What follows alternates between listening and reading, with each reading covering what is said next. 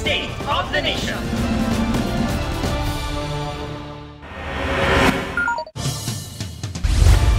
Patawid na ng intersection ng motorsiklong yan nang tumama ito sa likod ng pickup truck sa Talisay City, Cebu. Sira ang harapan ng motorsiklo.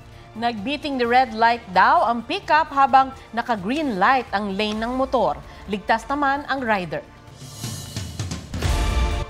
Dagdag sa makasaysayang double gold ni Carlos Yulo, nangunguna rin ang Pilipinas sa mga bansa sa Southeast Asia sa pagdating sa 2024 Paris Olympics medal tally. Ang bronze medalist namang si Nesty Petesio sasalubungin din ng Heroes Welcome sa kanyang hometown sa Santa Cruz, Davao del Sur.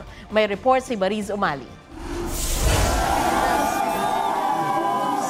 Pagkatapos ng mainit na pagsalubong at parada sa Metro Manila, may Heroes Welcome si Olympic bronze medalist Nesty Petesio pag-uwi niya sa Santa Cruz, Davao del Sur. May mga tarpaulin sa gilid ng kalsada.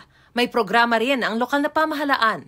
Ang pinakanasasabik sa kanyang pag-uwi, ang kanyang pamilya. Sobrang saya ko po dahil personal namin makasama si Nesty para mapadama namin ang todo suporta namin bilang pamilya niya. Bukod sa pagmamalaki ng sambayanan, bonus din sa mga Pinoy Olympian ang pagbuhos ng gantimpala. Si world number 3 pole vaulter AJ Obiena nakatanggap ng 3 million pesos mula sa kanyang alma mater na Chiang Kai-shek College. Dagdag pa yan sa 500,000 pesos na natanggap niya mula sa lungsod ng Maynila at 2 million pesos mula kay Pangulong Marcos at PAGCOR. Dagdag naman sa cash incentives at mga pabuya kay two-time gold medalist Carlos Yulo ang high-end SUV mula sa isang Japanese car manufacturer. Sakto naman dahil may kasamang parking space ang natanggap niyang condo unit sa BGC.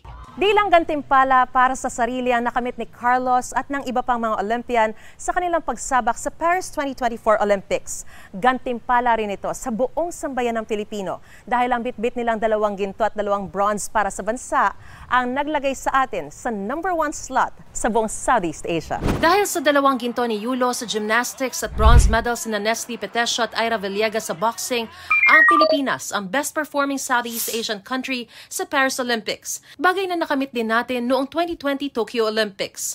Sa loob ng isang siglong pagsali sa Olympics, nakakalabing 8 medalya na ang Pilipinas. 3 na ang ginto, 2 mula kay Yulo at 1 naman kay Heidelin Diaz para sa weightlifting noong Tokyo Olympics. Pinakamaraming ambag mula sa boxing, 4 na silver at 6 na bronze.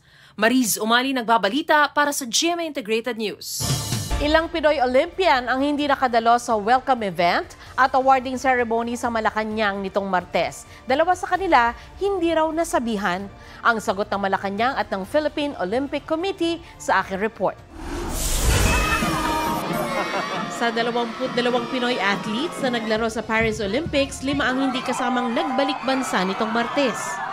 Si Miss Bianca Pagdanganan, we were told that Miss Bianca Pagdanganan will be in Scotland. Si Ma'am Dottie Ardina naman will be in the US. Plus the 3 gymnasts, si Miss Alea Finegan, Miss Levy Rivivor, and Miss Emma Malabuyo naman, we were told that they will be in the US. Pero nang matanong ng ilang netizen kung bakit wala sa welcome event at awarding ceremony sa Malacanang, sumagot ang gymnast na si Alea Finegan na hindi raw sila nasabihan tungkol sa event. Sabi naman ni Emma Malabuyo, gusto niyang pumunta pero hindi rin daw sinabi sa kanya ang naturang event. Sinikap naming makuna ng pahayag ang mga atleta sa pamamagitan ng text, tawag at maging ng asosasyong kanilang kinabibilangan pero wala pa silang tugon. Ang isang wala sa Malacanang, si Dottie Ardina, ang golfer na nagpahayag ng saloobin sa social media tungkol sa kawalan nila ng uniform para sa kompetisyon. Pero ayon sa Malacanang at Philippine Olympic Committee, hindi nakasama sa biyahe pabalik ng Pilipinas ang mga nasabing atleta dahil may naunang flight na sila patungo sa ibang bansa. Walang kaugnayan sa issue ang hindi pagdalo ng Pinoy golfers sa Heroes Welcome. Yung NSA na lang nila mag-explain doon. Wala naman kaming, ang alam kasi namin, malis na sila ng maaga. Tiniyak din ng Malacanang na matatanggap pa rin ng mga atleta ang kanilang cash incentives. Paluginang ibinibenta ang mga baboy sa Davao Occidental dahil sa banta ng African Swine Fever. Inaasahan namang darating bukas ang libu-libong donasyong bakuna kontra ASF. May report si Bernadette Reyes. Isa-isang pinara ng mga taga-Bureau of Animal Industry, City Veterinary Department at mga pulis ang mga dumaraang closed van at truck sa EDSA Balintawak, Quezon City.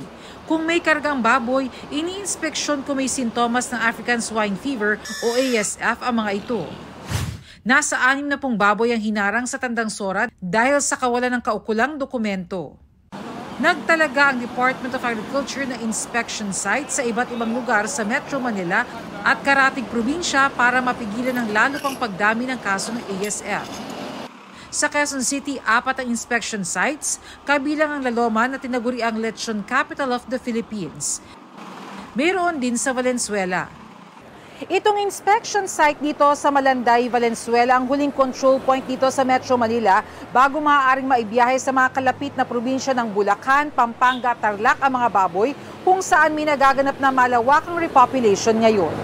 May inspection site din sa Santo Tomas, Batangas, Alfonso, Cavite at Calamba, Laguna. As of August 1, 22 probinsya na sa bansa ang may kaso ng ASF ayon sa Bureau of Animal Industry. Sa Davao Occidental, 1,000 piso na lang kung ibenta ang ilang baboy matapos makapagtala ng ASF sa 3 barangay roon. Dito sa Metro Manila, umiiwas din muna sa baboy ang ilang mamimili. Ano muna kami, isda muna. Baka mamaya yung binibenta ngayon may apektado na Bukas darating na ang donasyong 2,000 doses ng bakuna kontra ASF. Sisimula ng pagbabakuna sa Martes. It's not that alarming because the vaccine is on the way. So hopefully makontain natin to. Bernadette Reyes, nagbabalita para sa GMA Integrated News. Sa mga customer ng Meralco, may nagbabadyang dagdag singil simula Oktubre.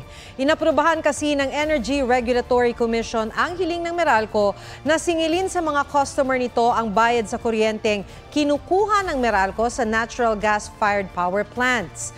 Dahil dito, posibleng tumaas ng 32 hanggang 33 centavos kada kilowatt hour ang dagdag singil na uutay-utayin sa loob ng 12 buwan. Nauna nang nag-anunsyo ang Meralco ng mahigit 3 centavos kada kilowatt hour na dagdag singil ngayong Agosto.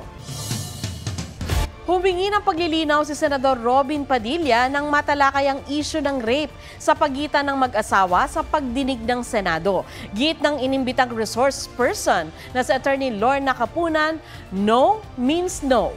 May report si Rafi Tima. Meron kang sexual rights sa asawa mo Hindi mo naman pinipili kung kailan ka yung in heat. Paano yun? Pag ayaw ng asawa mo, bababae ka na lang ba? Tanong yan ni Senator Robin Padilla sa pagdinig ng kanyang komite sa mga pulisiya ng media industry sa pagtugon ng mga reklamo ng pang-abuso at sexual harassment kung saan napag-usapan ang marital rape. Sabi ng resource person na si Attorney Lorna Capunan, kilalang family lawyer at women's rights advocate, rape pa rin maituturing kung isa sa mag-asawa ay ayaw makipagtalik. Yung no means no applies to both genders. Hindi siya pwedeng i-force nung asawa. Sasabihin ng asawa, masakit ang ulo ko, ayaw ko. Pinersa nung husband, yung babae to have sex. Is that rape? Ang sagot po ay yes. Sa ilalim ng anti-rape law, pwede maging biktima mapababae o lalaki. Pinaliwanag din ni Capunan na sa ilalim ng batas, hindi obligasyon ng asawa na maging sunod-sunuran sa kanyang kabiyak. Andyan ng asawa mo to serve you. Ayaw niya. So anong pwede kung para hindi ako mareklamo ng asawa ko? Counseling po ang kailangan. Kailangan po ng mga ganyan. Ang counseling, magdasal na lang kayo. With all due respect, hindi po obligasyon ng isang wife. Sabi mo is to serve the husband. We amended the family code to remove the obligation of obedience. Kaming choice bigla, gano'n na lang. Matulog ka na lang. Ang issue doon hindi na legal, no? Ang issue doon na yan psychosocial. Rafi Tima nagbabalita para sa GMA Integrated News.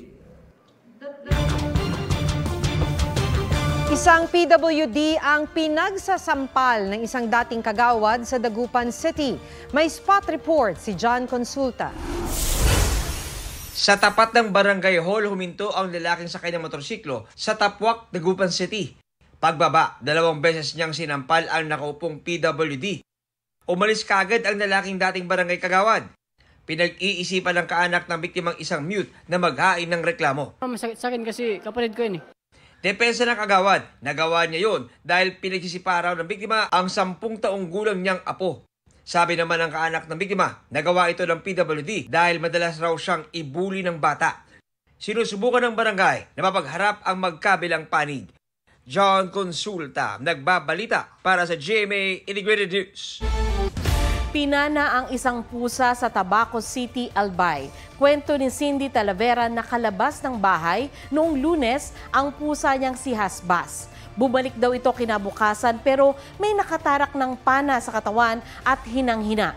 Isinugod si Hasbas sa veterinary clinic pero namatay rin kalaunan matapos tumagos ang pana sa baga niya. Kinundena ng ilang animal rights advocate ang insidente. May aabangang long weekend. Mula August 21, Miyerkules, inilipat na sa August 23, Biyernes, ang non-working holiday na Ninoy Aquino Day. Ipinagutos yan ng Pangulo para magkaroon ng mas mahabang weekend na layong ma-promote ang domestic tourism. Regular holiday rin sa August 26, Lunes, na National Heroes Day.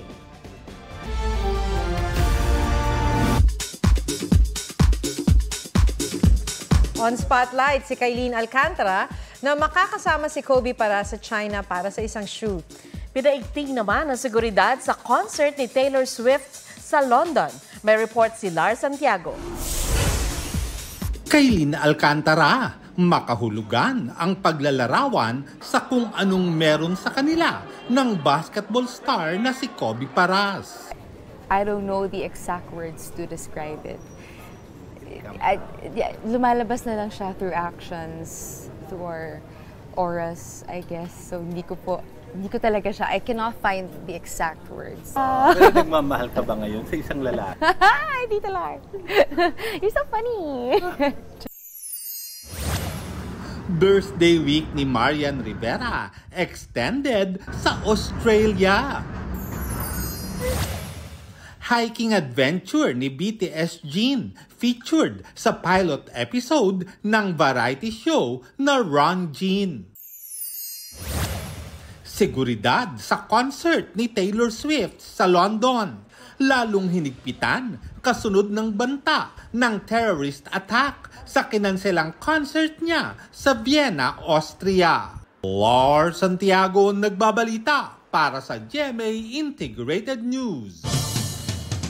Yan po ang State of the Nation. Para sa mas malaking misyon, ako si Maki Pulido. Para sa mas malawak na paglilingkod sa bayan, sa ngalan ni Atom Araulio, ako si Sandra Aguinaldo. Mula sa GMA Integrated News. Ang News Authority ng Pilipino. Huwag magpahuli sa mga balitang dapat ninyong malaman. Mag-subscribe sa GMA Integrated News sa YouTube. Sa mga kapuso abroad, subaybayan nyo kami sa GMA Pinoy TV at sa www.gmanews.tv.